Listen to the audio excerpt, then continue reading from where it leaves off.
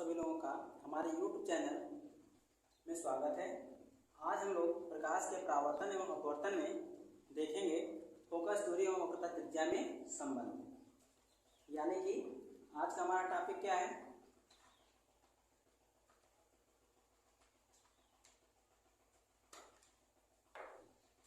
तो प्रकाश का परावर्तन, प्रकाश का परावर्तन एवं अपवर्तन, इसमें हम लोग बात करें तो आज हमारा टॉपिक होगा यानी फोकस दूरी r, आयाम तथा वक्रता त्रिज्या r में संबंध।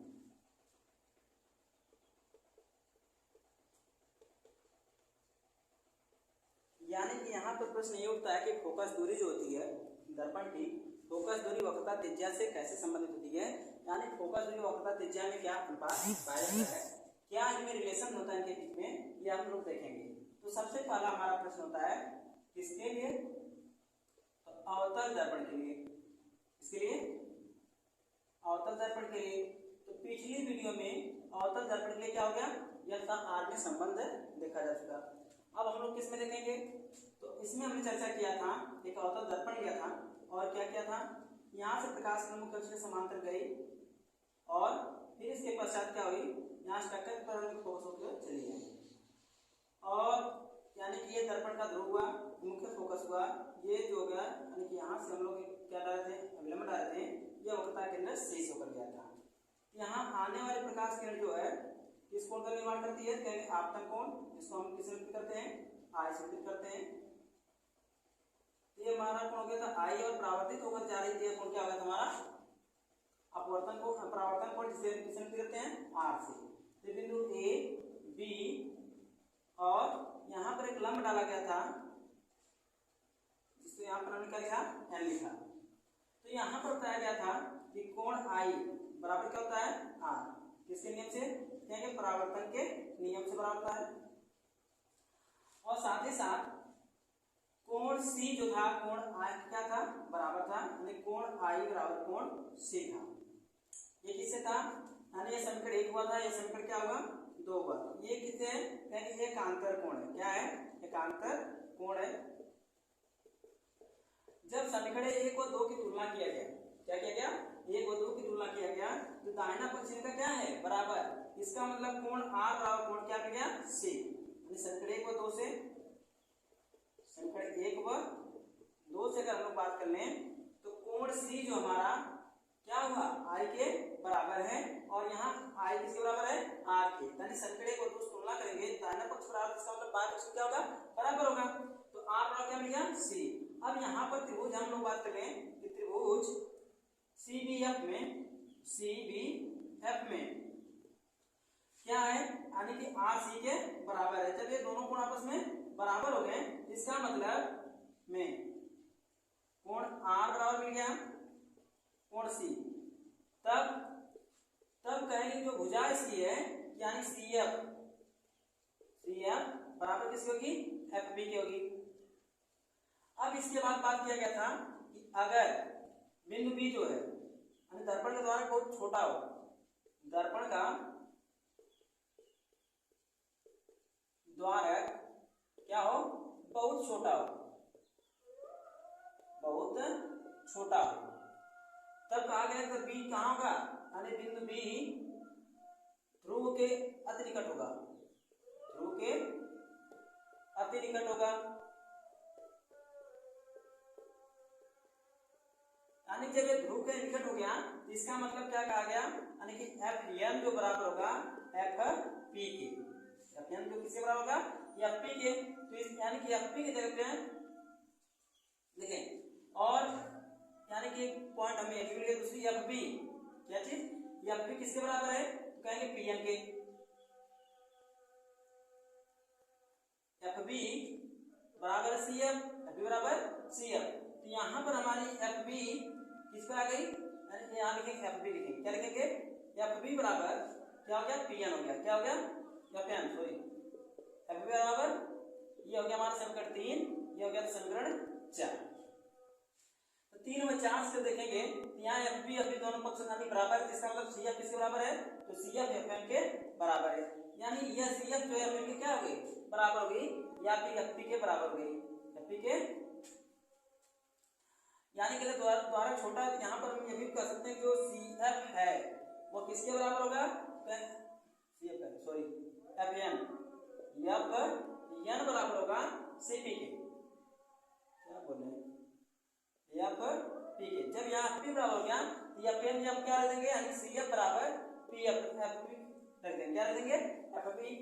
अब हमें क्या निकालना, सी एफ की सी पी के बीच दूरी, तब सी पी बराबर क्या लिखेंगे, C F plus F P F, C F plus P F. तो अब ध्रुव से फोकस के बीच दूरी क्या कहते हैं, फोकस दूरी, तथा ध्रुव से वक्रता केंद्र के बीच दूरी क्या बोलते हैं, वक्रता त्रिज्या। यानी सी एफ का मान, सी पी का मान क्या हमारा है, कहेंगे आर है, सी एफ का मान क्या है, तो सी एफ का मान हमें पता करना है, और जबकि सी एफ किसके बराबर है, कहेंगे सी एफ हमारा जो है एफ एन के बराबर है, और एफ एन किसके बराबर है, पी एफ के बराबर है, क्योंकि दर्पण के द्वारा यहाँ क्या हो गया, अति समीप हो गया।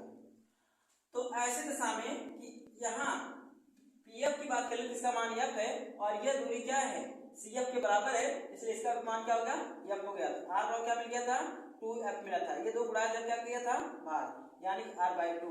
अब बात कर लें, जो फोकस दूरी होती है वक्रता त्रिज्या का आधा होती है, या वक्रता त्रिज्या जो होती है फोकस दूरी का दुगना होती है। अब यही प्रक्रिया जो हम पिछली वीडियो में देख चुके हैं, सब अब हम लोग किसके बारे में देखेंगे, उत्तल दर्पण की फोकस दूरी वक्रता त्रिज्या में संबंध देखेंगे।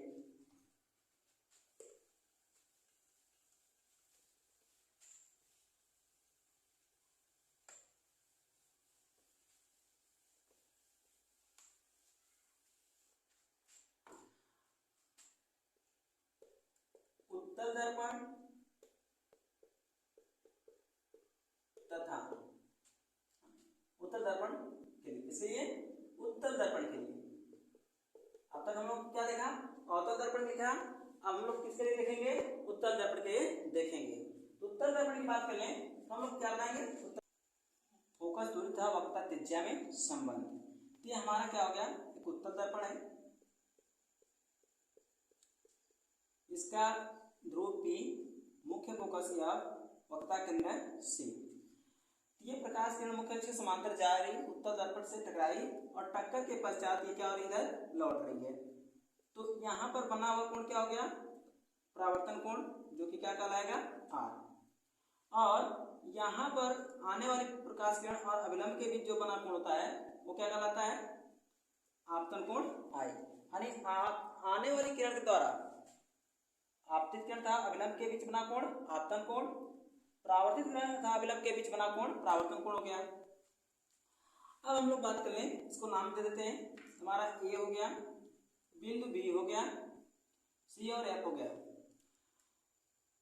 तो यहाँ पर देखा जाए कि आई यानी कोण आई बराबर कोण आर, कोण आई बराबर किसके नियम से, कहेंगे परावर्तन के नियम से। किसके नियम से होता है, परावर्तन के नियम से। ये हमारा क्या हो गया, समीकरण 1। अब इसके बाद हम बात कर लें किसकी, तो ये हमारा पॉइंट हो गया क्या, यहां पर कोण R का शीर्षाभिमुख कोण कौन है, BFC, यानी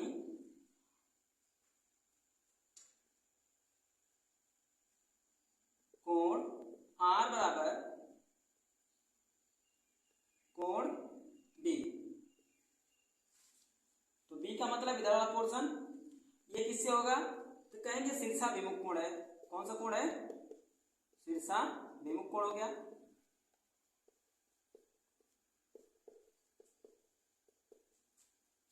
इसको हम लोग समीकरण क्या कर दिए, 2 कर दिए। तो उसके पहले समीकरण हमको 2 इसे हमें बनाना चाहिए, लेकिन कोई बात नहीं है, चलिए देखते हैं।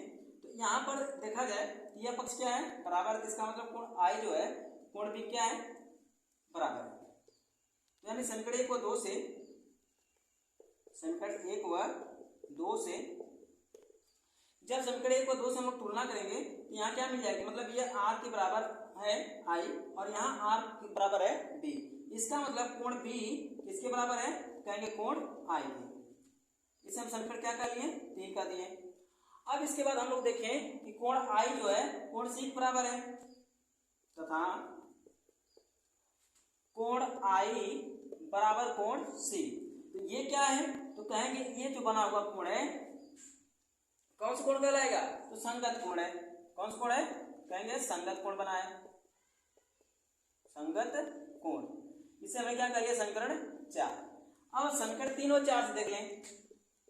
समीकरण 3 व 4 से जब 3 व 4 की बात करेंगे तो यहां देख रहे हैं कोण आई बराबर कोण सी और कोण आई बराबर कोण बी। इसका मतलब आई दोनों जगह बराबर है, इसका मतलब कोण बी किसके बराबर होगा, कोण सी के। कोण बी किसके बराबर हो गया, कोण सी के। यानी कि यह कोण इस कोण क्या हो गया, बराबर हो गया। तो त्रिभुज BCF में कोण बी बराबर कोण सी मिल गया। इसका मतलब हुआ कोण त्रिभुज क्या हो गया, समद्विबाहु हो गया। त्रिभुज क्या हो गया, समद्विबाहु हो गया। इसका मतलब भुजा क्या हो गई, बराबर हो गई। तब कहेंगे कि BF या FB बराबर हो गया FC के। ये हम समीकरण कर लिए 5। अब जो है समीकरण यानी कि कहा जाए दर्पण का द्वारक, यानी दर्पण का द्वारक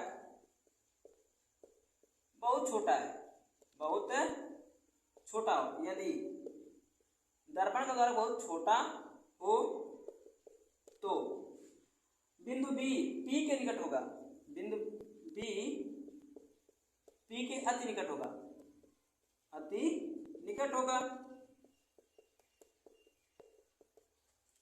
यानी कहा गया, यह बताया गया कि यदि दर्पण का द्वारक बहुत छोटा है तो जो बिंदु बी है वह पी के अति निकट होगा।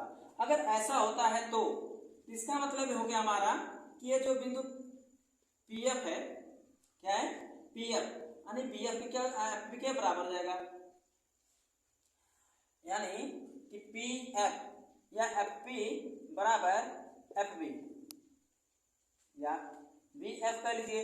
तो अब ये क्या हो गया, बराबर कैसे, क्या कहते हैं, समीकरण 6। क्या कहा, यहां पर देख रहे हैं एफसी बीएफ के बराबर है, यहाँ एफपी बीएफ के बराबर है। तो 5 व 6 से समीकरण 5 व 6 से जब 5 व 6 से देखेंगे तो इसका मतलब को क्या, पीएफ बराबर मिल जाएगा सीएफ या एफसी। पीएफ किसके साथ बराबर हो गया, एफसी के। ये पीएफ हमारा क्या हो गया, एफसी के बराबर। ये पी क्या है, ध्रुव है, या क्या, मुख्य फोकस। ध्रुव या मुख्य फोकस के बीच की दूरी को फोकस दूरी कहते हैं, तथा ध्रुव तथा वक्रता केंद्र सी के बीच की दूरी को वक्रता त्रिज्या कहते हैं। तब क्या हो जाएगा, तब यानी कि PC बराबर CF प्लस F यानी PF, CF प्लस PF बराबर क्या हो जाएगा, PC। यानी कि इन दोनों को जोड़ दें, इतना खंड यह और इतना खंड यह दोनों मिलाकर क्या बना देगा, PC बना देगा। जहां PC का मान क्या है, R, और बात कर ले हम लोग PF का मान क्या है, F। और यहाँ इस समीकरण से देखा जाए तो क्या हो रहा है, यानी कि इसमें दोनों आपस में बराबर है, जिसका मतलब ये भी दूरी इतनी यानी कि F के बराबर होगी। तो इसका मतलब क्या हो गया, F। तो R और क्या मिल गया आपको, 2F, यानी ये क्या अभिष्ट संबंध है। या इसे और किस रूप में लिख सकते हैं, ये गुणा इधर क्या करेगा, भाग, यानी कि F बराबर R/2। इसका निष्कर्ष यह निकला, जो वक्रता त्रिज्या होती है दर्पण की, वह फोकस दूरी की दुगना या फिर फोकस दूरी वक्रता त्रिज्या की आधा होती है। फिर से एक बार देखते हैं कि यानी कि आप प्रकाश में आ रही है और टकरा करके यानी मुख्य फोकस से हुई और टकराते हुए चली गई वापस। ये क्या बनाई, आपतन, यानी कि आई और टक्कर करके निकल गई। आने वाली किरण तथा अभिलंब के बीच बना कोण क्या कहलाता है, आपतन कोण, तथा ये परावर्तित किरण तथा अभिलंब के बीच बना कोण परावर्तन कोण हो गया। अब यहाँ पर हम लोग बात किए कि आपतन कोण बराबर क्या होता है, परावर्तन कोण। किसके नियम से, यानी कि आई बराबर हो गया आर, परावर्तन के नियम से। दूसरी बात क्या गया कि यहाँ पर देखा जाए जो यह वक्रता केंद्र सी से चली प्रकाश किरण सी से होकर गुजरी है, इसलिए यह क्या कर रही है, एक दूसरे को काट रही है, यानी प्रतिच्छेद कर रही है। तो यहाँ पर जो कोण बनते हैं शीर्षा वियोग कोण कहलाते हैं। तो कोण आर जो है इसका क्या है, वर्टिकली अपोजिट एंगल है, यानी शीर्षा वियोग कोण हो गया। यानी कोण आर बी की क्या हो गया, बराबर हो गया। समीकरण क्या कह दिया गया, 2 का गया।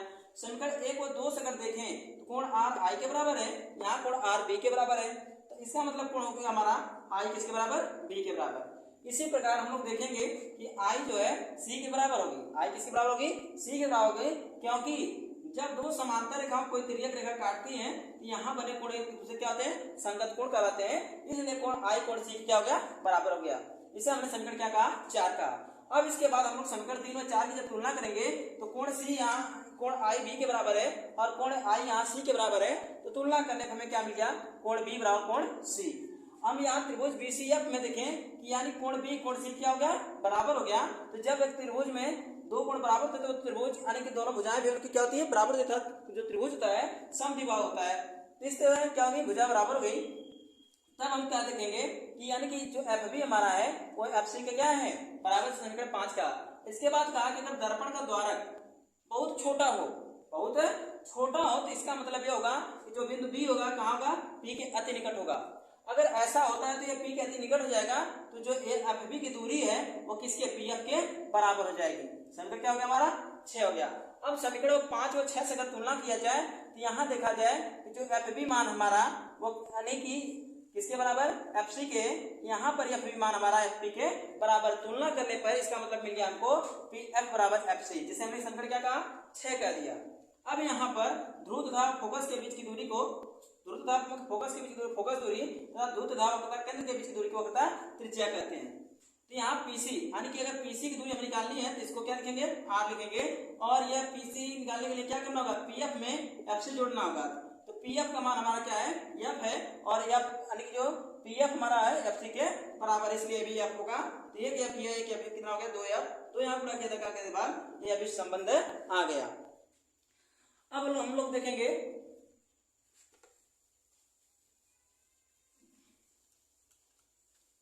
दर्पण सूत्र, क्या देखेंगे, दर्पण सूत्र के बारे में बात करेंगे।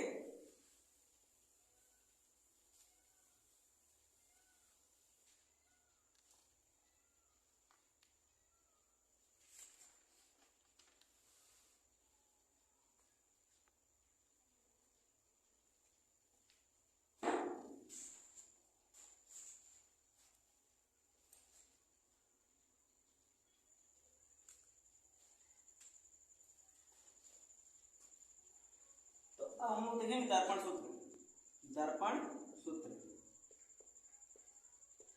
तो दर्पण सूत्र यानी कि जो हमारा 1/f बराबर 1/b प्लस 1/u आता है, उसका हम लोग करेंगे निगमन, यानी कि 1/f बराबर 1/b प्लस 1/u का डेराइवेशन करेंगे, निगमन करेंगे। तो यहाँ पर पहला हमारा पॉइंट होगा अवतल दर्पण के लिए, इसके लिए अवतल दर्पण के लिए। तो चिन्ह परिपाटी में बताया गया था कि अवतल दर्पण के लिए केवल एक स्थिति है जिसमें वस्तु की दूरी प्रतिबिंब की दूरी धनात्मक होती है, बाकी सभी दूरियां ऋणात्मक होती है। यानी कि अवतल दर्पण की फोकस दूरी क्या होती है, ऋणात्मक होती है। बस दूरी क्या होती है, ऋणात्मक, क्योंकि बस हमेशा बाएं रखी जाती है। प्रतिबिंब दूरी क्या होती है, ऋणात्मक होती है, किसी छोड़ करके। वक्रता त्रिज्या क्या होती है, ऋणात्मक होती है, क्या होती है, ऋणात्मक होती है। इसके हिसाब से हम लोग क्या देखेंगे, इसका द्वारा पढ़ने वाला प्रतिबिंब। चलिए हम लोग इसका प्रतिबिंब बनाते हैं। ये ध्रुव पी हो गया, मुख्य फोकस एफ हो गया, वक्रता केंद्र सी हो गई, सी से परे वस्तु रखा गया और प्रकाश किरण गई टक्कर की, और टक्कर के पश्चात मुख्य फोकस से चली गई। इसके बाद सी से जाने वाली प्रकाश किरण सी से होकर गुजरती है, यहाँ पर प्रतिबिंब का क्या होगा, निर्माण होगा। तो हम वस्तु जो रखे हैं ये भी हो गई, इसका जो प्रतिबिंब बना उल्टा बना, इससे क्या हो गया, बी डैश ए डैश। यहाँ पर हमने एक लंब खींच दिया, जिसे क्या लिख दिया हमने, एम एन। अब हम लोग देखें, अगर बात कर लें तो यहाँ में त्रिभुज यानी 4 त्रिभुज मिले हैं जो समकोण है। त्रिभुज एबीसी, त्रिभुज ए डैश बी डैश सी, और त्रिभुज ए डैश बी डैश एफ, त्रिभुज एफ एम एन। तो यानी कि इन 4 त्रिभुज हम समरूपता की कसौटी को देखेंगे। तो यहाँ पर देखा जाए त्रिभुज एबीसी, क्या त्रिभुज ए बी सी तथा त्रिभुज ए डैश बी डैश सी में, यानी कि यहाँ पर यह कोण कितने अंश का है, 90 अंश का, यह कितने अंश का है, 90 अंश का।